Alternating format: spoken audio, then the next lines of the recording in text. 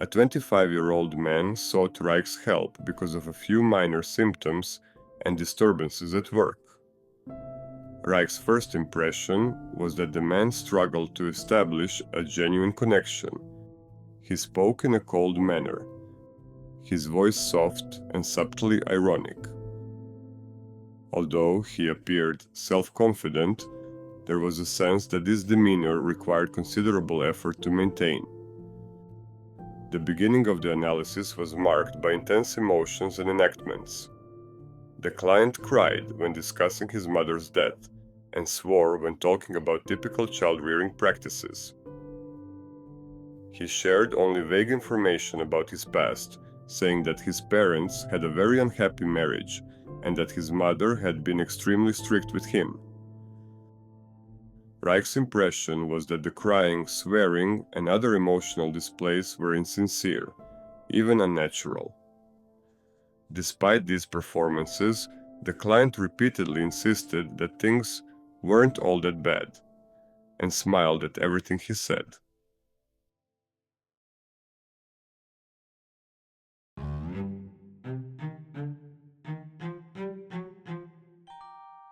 After several sessions, the client began to provoke, eventually attempting to threaten Reich by suddenly lunging toward his head with a hand movement.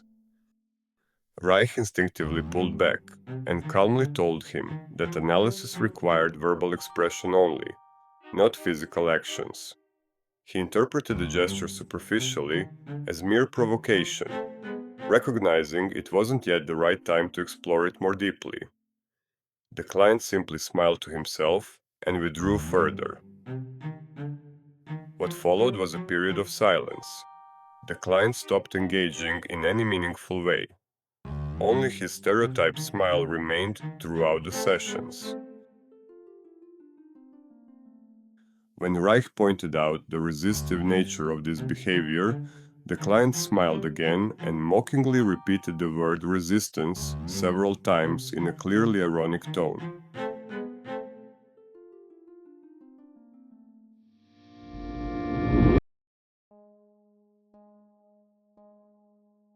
Okay, now let's recap with a small mental exercise. Imagine this scenario. A client walks into your office complaining about minor issues, yet offering plenty of material to work with. His mother's death, his anger about his upbringing. If you tune into your intuition, you might sense that his emotional display lacks sincerity. There's no genuine connection to his feelings. Today, we'd call this pseudo-vulnerability. Hopefully, you wouldn't take the bait. You might notice that after every emotional performance, the smile returns. Then he escalates, becomes provocative, even threatening. After you set a boundary, he withdraws silently, clinging to that ironic smile, repeating the word resistance. What would you do next? How would you approach him? What steps would you take, if any? I wouldn't blame you for refusing to work with someone who threatens you as he did. Now, let's continue. What did Reich do? Reich focused on what the client was offering, his fixed smile, ironic detachment, and withdrawn silence, and made those behaviors the central focus of analysis. Over several weeks, the client spoke sparingly, dwelling on trivialities while treating the process with irony.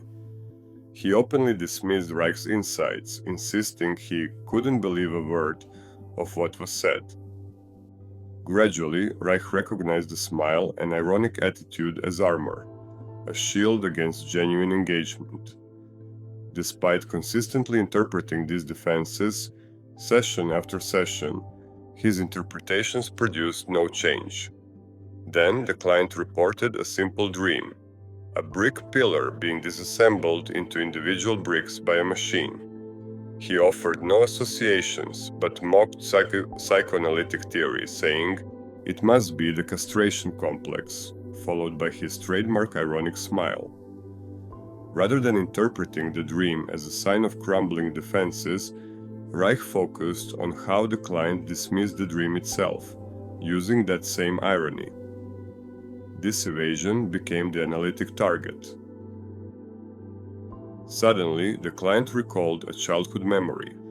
At age 5, he'd been playing horsey on all fours with his pants down when his mother caught him. When she demanded an explanation, he responded with that same smile. Reich identified the transference. The client was reenacting the mother dynamic in therapy, and the smile carried the same defensive meaning. When confronted, the client merely smiled again, calling the interpretation very nice, but insisting the true meaning still eluded him. His silence and smiling persisted. Reich continued systematically interpreting his resistance, explaining the smile as a way to conquer his fear of interpretation itself. Yet all of Reich's interpretations bounced off that smile. Finally, Reich told him directly.